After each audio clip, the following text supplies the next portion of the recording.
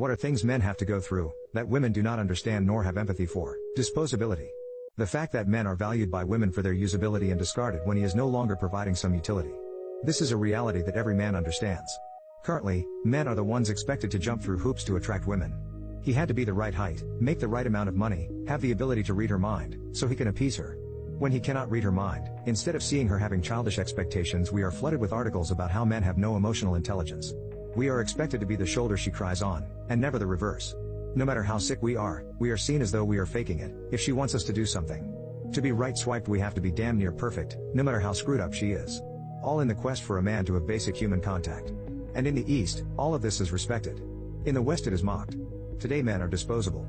But I have to wonder how long it will last. Already lots of American men, millennials and younger, have basically said FK it. Not going to college, not going into the trades, not even having marriage on their checklist. Hang out with the guys, play video games. Begin edit. I usually don't edit my writing for sake of context with the comments, but I'm making an exception. I want to be specific about why I think men are treated as disposable. I want the women reading this to stop thinking about it impacting men and remember that it is impacting their sons. MIT, the British government and the UN checked male/female school grade tests. They ran the same tests through female Western teachers both with and without names, so in one set of results the teachers didn't know the gender. Results?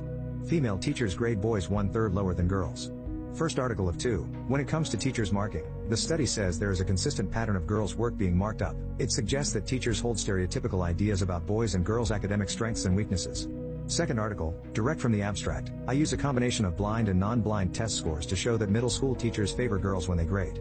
This favoritism, estimated in the form of individual teacher effects, has long-term consequences. As measured by their national evaluations 3 years later, male students make less progress than their female counterparts. Gender-biased grading accounts for 21% of boys falling behind girls in math during middle school.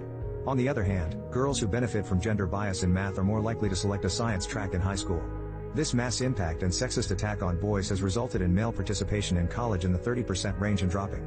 Yes, that started with a 3. What was reported? Well, Bloomberg thinks it's a great thing for the wage gap. Girls have always been better at school. Now it matters more. Want to see how men are treated when they are being abused and call a domestic shelter? National Parents Organization. So who really initiates domestic abuse? NIH report. Differences in frequency of violence and reported injury between relationships with reciprocal and non-reciprocal intimate partner violence. Many men answered this question about being very concerned about having the police called on them for taking children out in public. But what is the reality? How often are children actually abused by men?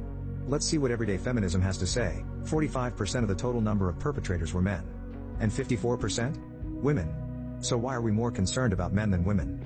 Because you can hardly watch a single TV show or commercial that doesn't portray men as either evil or an idiot needing to be saved by women. Now let's see how this is all impacting children as a whole.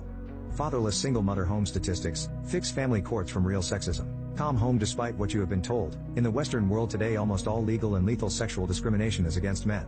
Men are 97% of combat fatalities. Men pay 97% of alimony. Men make 94% of work suicides. Men make up 93% of work fatalities. Men make up 81% of all war deaths. Men lose custody in 84% of divorces. 80% of all suicides are men. 77% of homicide victims are men. 89% of men will be the victim of at least one violent crime. Men are over twice as victimized by strangers as women. Men are 165% more likely to be convicted than women. Men get 63% longer sentences than women for the same crime. Court bias against men is at least 6 times bigger than racial bias. Males are discriminated against in school and university. Boys face vastly more corporal punishment than girls. 60 to 80% of the homeless are men. Women's cancers receive 15 times more funding than men's. At least 10% of fathers are victims of paternity fraud. 1/3 of all fathers in the USA have lost custody of children. Most are expected to pay for this. 40 to 70% of domestic violence is against men. However, less than 1% of domestic violence shelter spaces are for men. Starting to see why? This stuff cannot continue to be ignored. This is not about men v women, it's about men plus women and me identifying the long-term consequences if it keeps getting blown off because men. End edit. Prediction. In 10 years, sex dolls will be almost as common as a vibrator. They will feel like women, be heated, have AI software uploaded, and basic conversation skills. In 20 years, I bet they can walk around the house and cook. Heck, I bet they will even be able to sweat. It will be supporting, kind, loving. No hoops to jump through just to make it/she happy. An inability to take half of everything from him. The only way you will be able to tell the difference between a woman and one of these dolls, is that the doll won't think it's okay to treat him like crap. When this happens, women will need to pay for sex, because he won't even have a Tinder account. They will finally understand what it is like to be disposable. Things are going to get interesting.